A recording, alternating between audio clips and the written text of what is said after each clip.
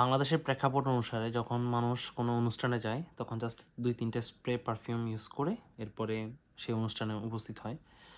এরপরে জাস্ট কোনোরকম কোনো পারফরম্যান্স পাওয়া যাচ্ছে না। পারফিউম ইউজ করে আসলাম বাট ওরকম ভালো কমপ্লিমেন্ট নাই।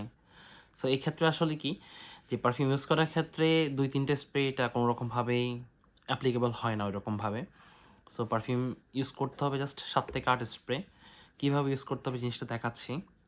আমার হাতে একটা পারফিউম আছে, এটা হচ্ছে লেদার বেসড পারফিউম। এটা ম্যানলি পারফিউম এবং এটার স্মেল অনেক গর্জিয়াস। কীভাবে ইউজ করতে হবে জিনিসটা দেখাচ্ছি।